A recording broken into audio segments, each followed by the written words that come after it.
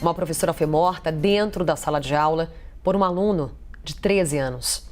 Esse caso, infelizmente, não é um caso isolado. Um levantamento da OCDE, a Organização para a Cooperação e Desenvolvimento Econômico, colocou o Brasil entre os países mais violentos do mundo para professores. Nessa pesquisa, 12,5% dos profissionais relataram que são vítimas constantes de agressões ou intimidações de alunos aqui no país, enquanto a média global é de 13,5%. Diante desse contexto de aumento da violência no ambiente escolar, o maior desafio é encontrar respostas. Afinal, de quem é a culpa, a responsabilidade? Qual seria a melhor solução para amenizar esse cenário? Vamos debater um pouco essas questões e, para isso, conversamos com os nossos convidados de hoje. Vamos, então, anunciá-los, a começar pela diretora da Associação dos Delegados de Polícia do país, a delegada Raquel Galinatti. Doutora, muito obrigada pela presença. Seja muito bem-vinda. Muito obrigada, eu que agradeço e boa tarde a todos os debatedores. Também o psiquiatra e professor do Departamento de Psiquiatria da USP, Daniel Martins de Barros. Doutor, seja bem-vindo. Boa tarde a todos. E a pedagoga e CEO da instituição Nova Escola, Ana Lígia Scacchetti. Ana Lígia, seja muito bem-vinda também. Uma boa tarde. Obrigada. Boa tarde para todos. Bem, então vamos começar com a pergunta que deu origem aqui a esse nosso painel CNN. É possível apontar responsáveis pela tragédia que acompanhamos em São Paulo? Eu começo com a Raquel Galinatti. Por favor, Raquel. De tempos em tempos, nós lemos e escutamos nos noticiários ataques e massacres em escolas e soluções fáticas não estão sendo tomadas. É impossível hoje em dia falarmos em educação dissociada da segurança pública. Quando os pais irresponsáveis mandam seus filhos para as escolas, eles acreditam que estão enviando para locais seguros. Então, a gente tem um complexo completo que vem junto com a educação, com o seio familiar, com o modo social em que hoje a sociedade está inserida, a violência urbana, vários aspectos em que hoje parece que as escolas não estão focando na segurança daqueles que estão no entorno. E principalmente a segurança pública, quando a gente fala que é o pilar dos direitos sociais, quando a segurança pública está flexibilizada, automaticamente estamos inviabilizando o exercício de outros direitos sociais, como a educação, por exemplo. Então, o que a gente percebe é uma ausência de políticas públicas e medidas fáticas corajosas para que a gente possa coibir as ações antes mesmo das tragédias e dos massacres. Gostaria de parabenizar o governador Tarcísio, que já imediatamente tomou medidas após este triste episódio. Afinal, estamos falando apenas em 3 meses de governo. Eu gostaria de parabenizá-lo. Doutor Daniel Martins, vamos então trazer aqui algumas questões, alguns elementos. Durante as investigações são apontados vários indícios de, por exemplo, a agressão desse adolescente de 13 anos que acabou vitimando essa professora. É possível apontar responsáveis diante dessa tragédia nessa escola em São Paulo? É um tema, ele é tão complexo, assim, o tema das agressões em escolas, ele transcende as explicações rápidas e simples, sabe? Porque toda escolha humana, todo comportamento humano, ele é sempre o resultado de tantos fatores, é tão multifatorial que você não consegue saber por que você pede sopa ou salada na entrada da sua refeição, sabe? Tem tanta coisa por trás de uma decisão simples. Imagina de uma decisão tão absurda e trágica como essa, do sujeito que faz uma ameaça, faz outra ameaça, diz que vai fazer, decide fazer, se arma, vai, efetiva. Então, qualquer fator que a gente entenda que está associado, existem alguns fatores associados a esse tipo de comportamento, não são fatores de causa. Tá? Não dá para você dizer assim, o que causou isso foi o bullying, por exemplo, ou o que causou isso foi a polarização da sociedade, porque um monte de gente passa por bullying, é um problema seríssimo, mas a maioria esmagadora não faz isso que esse rapaz fez. Um monte de gente está envolvida na polarização, brigando na polarização e não faz isso que esse rapaz fez. Então, são fatores de risco que estão associados, mas a gente precisa ter muito cuidado quando a gente pensa em fator causal. uma coisa só parece ser comum a todos os fatores, a todos os casos, quando você para analisar vários casos no Brasil e fora do Brasil. Quase todos os casos tiveram avisos prévios. Eu vou fazer, eu posto na rede social, eu digo que eu vou fazer, eu ameaço. Ou seja, nem todo mundo que ameaça faz, mas quase todo mundo que faz ameaça. Então a gente precisa começar a levar essas ameaças mais a sério. E aproveitar, doutor, e insistir nesse ponto, do ponto de vista da psiquiatria, seria uma tragédia evitável? É uma excelente pergunta e a resposta é não. A gente tem que desacoplar violência e transtorno mental. A violência que existe no mundo, que existe no Brasil. Por que o Brasil é um dos países que mais tem violência contra professor? O Brasil é um dos países que tem mais violência no trânsito, que tem mais violência contra a mulher, que tem mais violência... O Brasil é um país que tem mais violência contra minorias. Então, o Brasil é muito violento. E o que causa violência nas sociedades em geral, e no Brasil também não é diferente, não é o transtorno mental. A maioria dos perpetradores de ataques em escolas ou ataques em massa não tem um diagnóstico psiquiátrico. A gente não precisa colocar mais esse estigma em cima dos nossos pacientes. Ana Lígia, passo agora para você também a sua leitura com relação a possíveis responsáveis, a possíveis soluções diante do cenário que temos com relação a ataques em escolas no nosso país. É possível, nesse caso específico que acompanhamos em São Paulo, apontar responsáveis pela tragédia? É muito difícil, né? Como os colegas já disseram aqui, muito difícil apontar responsáveis, mas tem uma responsabilidade que é de toda a sociedade, né? Que é muito coletiva, assim, de todos nós, de olhar para as crianças e para os adolescentes e entender não só o que a escola precisa fazer por elas, mas também o que as famílias, o que todo mundo pode fazer. A gente fez uma pesquisa na Nova Escola ano passado que indica que 80% dos professores já presenciaram situações de violência nas suas escolas. E 7 em cada 10 professores, isso foi feito em agosto do ano passado, responderam que viram um aumento da violência após o período da pandemia, após o período de ensino remoto, né? Então, a gente também precisa lembrar que essas crianças e esses adolescentes ficaram 2 anos praticamente sem convivência social. E a escola é um ambiente que exige muita troca, exige muito diálogo, muita colaboração, né? Então, que certos sentimentos que ficaram ali, que não foram adequadamente desenvolvidos nessas crianças e adolescentes, certos comportamentos, acabam aflorando de uma maneira inadequada.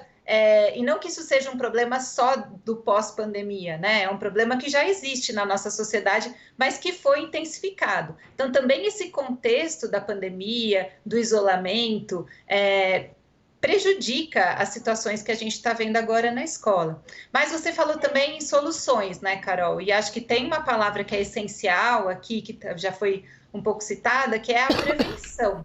A gente precisa garantir que a gente olhe para esses casos antes deles acontecerem, né? Depois que eles aconteceram, só nos resta, lógico, pensar o acolhimento dessas famílias, dessa comunidade escolar, desses professores, alunos, né? De todo mundo que está envolvido nessa tragédia terrível. Mas a gente precisa garantir que a escola, as famílias, a comunidade do entorno da escola, os adolescentes, as crianças, os professores, que todo mundo pense sobre isso cotidianamente e pense sobre maneiras de evitar. Então, como é que eu identifico que uma criança, um adolescente, pode ser alguém que vai ter comportamentos violentos? E o que eu faço com isso? Como é que eu encaminho? Com quem da escola que eu converso sobre essa situação, né? Então, todo mundo deveria pensar sobre isso e ajudar a construir uma cultura de paz, tanto individualmente, cada um pelas suas atitudes, mas coletivamente, garantir que a escola, mas não só a escola, seja um lugar que se preocupa com a paz, que constrói a paz, que constrói uma convivência sadia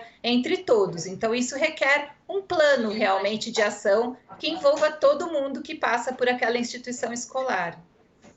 Eu também quero... Deixa eu só pedir uma coisa, assim, fazer uma sugestão. Se a gente pudesse não ficar passando em looping as imagens do ataque, porque uma coisa que a literatura científica mostra é que esses ataques são contagiosos. Os comportamentos, eles são repetidos, né? Tem estudos que mostram, inclusive, um aumento de 20% de risco de novos ataques nas 2 semanas subsequentes a um ataque. Então, como existe uma subcultura na internet que valoriza esse tipo de violência, que valoriza esse ataque, quando você fica mostrando as imagens do ataque, você está celebrando aquele sujeito como se ele fosse um mártir. Então fica aqui minha sugestão, se a gente puder não ficar rodando em loop essas imagens, a gente vai estar já fazendo um grande serviço. Nada como lhe ouvir, doutor. Inclusive, já atendendo aqui a sua orientação, já alteramos as imagens, evitaremos ao máximo, com certeza, exibir esse ataque. Mais uma tragédia, como estamos falando aqui. Obrigada pela orientação, doutor. Já fizemos aqui a mudança para darmos início, prosseguimento, na verdade, a essa nossa conversa, porque agora vamos focar muito na solução nessa parte do nosso painel CNN. Doutora Raquel Galinatti, falar em educação também é falar em segurança pública. Por onde passa, então, essa solução? Como evitar que esse tipo de ataque volte a acontecer em qualquer escola do nosso país? Como falado pelos doutores anteriores, claro que é uma solução complexa, conglobante, é impossível falarmos somente sobre um aspecto disciplinar. Eu vou falar aqui sobre o aspecto de segurança pública, o aspecto de gerenciamento de crise. Quando a gente percebe uma escola em que os alunos entram e saem com objetos e armas brancas, ou até mesmo poderia ter entrado com uma arma de fogo, sem o menor crivo ali que impeça a entrada, e pior, essas cenas que o doutor muito bem falou, para que a gente paralise de visualizar, essas cenas, elas são um exemplo fático do mais alto risco em um gerenciamento de crise, em que a ameaça, no caso, o agressor ativo, ele está em constante ameaça para todos que estão ali em volta, e inclusive o operador da segurança pública, ele sabe que nessa situação ele vai passar por vítimas, às vezes até machucadas, alvejadas, precisando de ajuda, e vai passar por elas. Ele tem que conter o mais rápido possível esta ameaça, este agressor que está em atividade. Caso contrário, outras vítimas serão produzidas de forma colossal. E ali a gente contou com o heroísmo de uma professora de educação física. Não sei se essa professora tinha noções de gerenciamento de crise, de contenção de eventos e incidentes, no que tange a segurança pública, mas é uma situação em que não tem como falarmos em escolas desprotegidas, sendo que quando enviamos as crianças, os pais, os responsáveis enviam para locais supostamente seguros. Então, o crivo básico de segurança deve ser implementado nas escolas. Isso sem contar também com normas de conduta e compliance interno do combate ao bullying. Apesar do bullying não ser um crime, não ser criminalizado, atos de bullying não são praticados somente em bancos escolares, em pré-escolas, são praticados no meio social, em que uma pessoa é segregada e é justamente o alvo de todos os ataques e situações vexatórias. Então, a escola ela deve ter uma obrigatoriedade de prevenção, de monitoramento e de controle de situações adversas em que o ambiente já se torna hostil. Se o ambiente é hostil para determinado aluno que frequenta essa escola, claro que uma pessoa em desenvolvimento vai retribuir hostilidade, isso sem justificar atos criminosos. Doutor Daniel, passo a palavra agora ao senhor, olhando um pouco para os estudantes que presenciaram esse ataque e também aos professores. Qual é o cuidado que temos que ter nesse momento com eles? É excelente também a pergunta, Carol, porque essas são as outras vítimas, né? Não as vítimas que foram atacadas, mas que são testemunhas de uma agressão muito grande, mesmo as que não viram, elas se sentem inseguras, né? E a gente sabe que o que mais é eficaz nesse momento é o acolhimento e a transmissão de uma sensação de segurança. Olha, nós estamos aqui, você está cuidado, você está observado, a gente vai garantir a sua segurança, está tudo bem.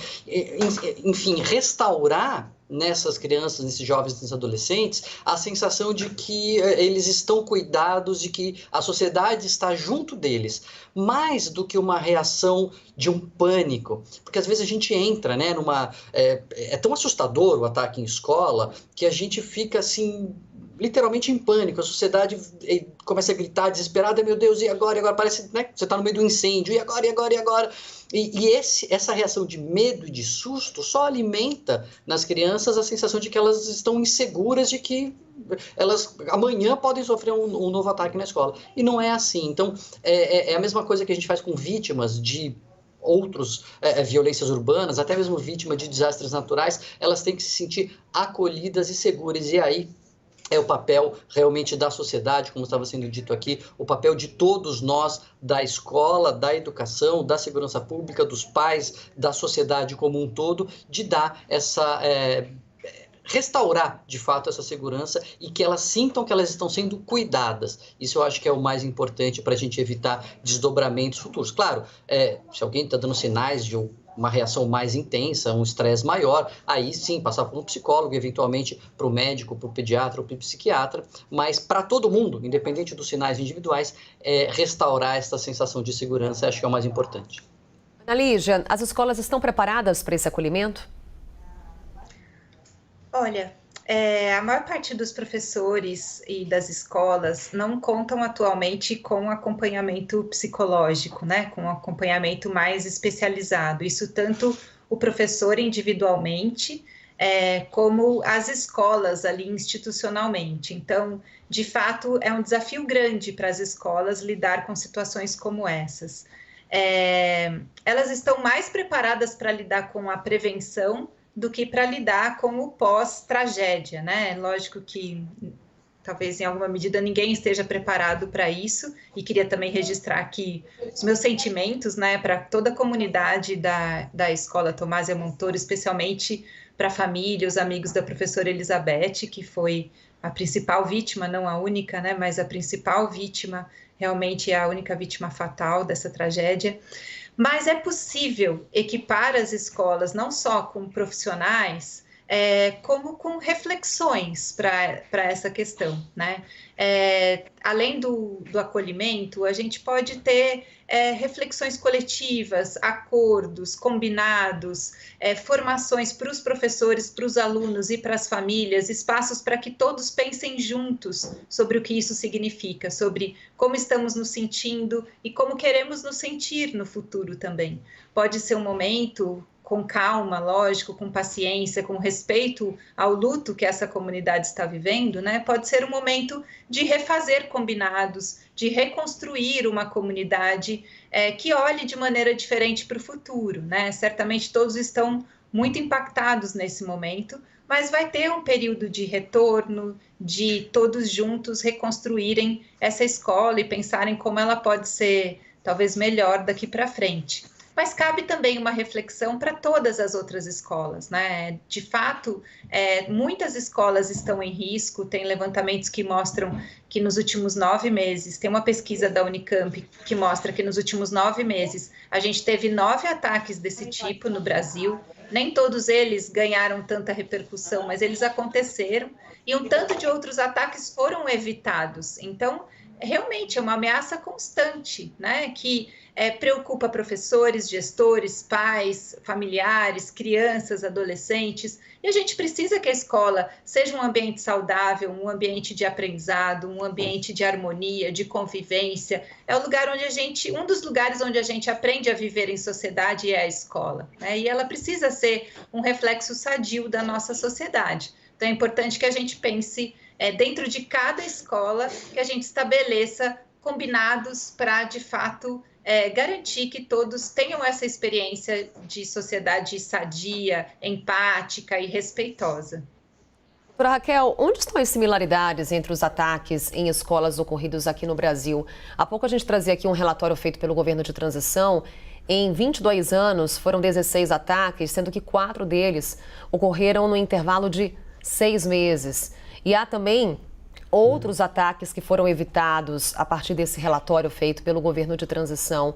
É possível apontar similaridades a ponto do poder público atuar com uma maior eficácia, desenvolvendo políticas públicas para evitar esse tipo de episódio? O que a gente percebe é que hoje existe muito estímulo de atos criminosos através também do Deep Web, Dark Web, chats em que os criminosos eles manipulam essas crianças e adolescentes dentro desses... por exemplo, a gente tem a plataforma Discord. Essa plataforma, uma criança de 13 anos, ela pode muito bem participar dos chats privados e ali a gente percebe situações em que até situações criminosas, inclusive a polícia já identificou, são praticadas ali na Dark Web. O que a gente percebe é que as políticas elas devem ser em um aspecto geral, as políticas públicas de prevenção e contenção, não só após o caso ocorrido. Então, se a gente tiver protocolos de segurança pública inerente também à educação, a gente coíbe uma grande parte da sensação de impunidade ou sensação de êxito e sucesso daqueles que ousam praticar esses crimes. O que a gente percebe, sim, essas crianças, esses adolescentes infratores, esses menores que praticam crimes correlatos a atos infracionais, eles têm muito exacerbado o exibicionismo, aquela sensação de feito criminoso. E isso, claro, é algo que a gente vê em comum em outros ataques, em outros massacres. A assinatura do crime e a autoria. Eles não negam que foram eles os mentores intelectuais e aqueles que elaboraram esses crimes. Doutor Daniel, concluiu, né, doutora? Por favor, Ana Lígia, pode dar prosseguimento. Eu queria fazer só um adendo, aproveitando o gancho, assim, que a Base Nacional Comum Curricular, que indica o que deve ser aprendido em todas as escolas brasileiras, indica os direitos de aprendizagem, né, das crianças e adolescentes brasileiros, ela fala sobre a importância de ter competências para lidar com a cultura digital também, né? Então, também é na escola que a gente deveria refletir sobre como usar as redes sociais, como usar os conteúdos que nós temos acesso, como selecionar bons conteúdos e boas práticas a partir do que a gente tem acesso. E a base também indica que esses cidadãos que estão sendo formados nas escolas, que eles sejam cidadãos com capacidade de respeitar o outro, de entender o outro, de conviver bem, conviver em sociedade. Então, todos esses aspectos são competências que se espera que sejam desenvolvidas na escola, né? E que tem muito a ver com o fato que a gente está analisando aqui agora. Doutor Daniel... Só para complementar, eu achei extremamente importante o que a doutora falou, porque quando a gente fala em segurança pública, a gente fala medidas de segurança pública, e a gente está lidando com crianças que estão nos seios familiares. E ali a gente tem que também se atentar que os criminosos, eles inovam também para angariar, para cooptar e manipular essas crianças. Antes o corpo a corpo, hoje migrou para o mundo virtual. Então é necessário o cuidado e a atenção e o monitoramento do que essa criança está fazendo, do que esse adolescente está fazendo dentro de casa. De repente trancado horas e horas em um quarto. Ele não está sozinho. Hoje os criminosos, eles estão sim atrás de computadores. Doutor Daniel, é exatamente esse ponto, do ponto de vista aqui, agora trazendo da psiquiatria, o adolescente na internet, ele fica mais vulnerável? Sem dúvida, né? Ele fica mais sujeito ou mais sujeito a estímulos, né? Estímulos negativos que antes não eram de tão fácil acesso. Já existiam discursos de ódio, já existiam discursos de polarização e de eliminação, extermínio de um suposto inimigo. Sempre existiu isso rodava de outras maneiras e vai rodando conforme as tecnologias vão avançando, né? Então, era do mimeógrafo, depois dos panfletos, depois dos xerox, fanzines, seja lá como fosse que essas ideias eram circuladas, mas hoje elas circulam com muito mais facilidade e ainda com um anonimato, né? Não só o sujeito que está fazendo aquilo, ele se esconde muitas vezes, não sabe quem é que está criando aquele conteúdo, como o sujeito que está consumindo, ele consome absolutamente às cegas ali dos pais ou dos responsáveis e até mesmo da escola ou da sociedade, porque ele fica, né, assim, no seu canto ali, no seu mundo, consumindo aquele conteúdo. E muitas vezes a gente fala que os pais devem acompanhar, que a escola deve participar, é verdade, deve, mas não não é fácil assim, né? Vamos lembrar que o pai trabalha, que a mãe trabalha, que o moleque já é grande, a menina já é grande, você não consegue ficar naquele monitoramento contínuo. Então, é o que a Ana Lígia falou de uma educação, eu acho que a base é a educação. É a educação não só para o consumo eletrônico, mas uma educação para a diversidade, uma educação para a tolerância, uma educação para a gente aprender. Tem uma outra coisa que é comum a esses casos, é uma pobreza de habilidades sociais, de lidar com conflitos, né? Então, uma educação para a empatia, para aprender a lidar com conflitos, para a autorregulação emocional, também é importante, e também a escola é um lugar privilegiado para a gente fazer isso e, enfim, instrumentalizar os nossos jovens a lidar melhor com as suas próprias emoções, inclusive com os conflitos que são inevitáveis numa vida em sociedade. E assim encerramos o nosso painel CNN, agradecendo mais uma vez a delegada Raquel Galinatti, ela é diretora da Associação dos Delegados de Polícia do país. Mais uma vez, obrigada, doutora. Uma boa tarde. Muito obrigada, boa tarde a todos. Também agradecemos ao doutor Daniel Martins, ele é psiquiatra, professor do Departamento de Psiquiatria da USP. Mais uma vez, obrigada. Eu que agradeço. Boa tarde a todos. E a Ana Lígia Scachetti, ela que é pedagoga e CEO da instituição Nova Escola, também nessa conversa aqui conosco. Obrigada, Ana Lígia. Até uma próxima. Muito obrigada. Até.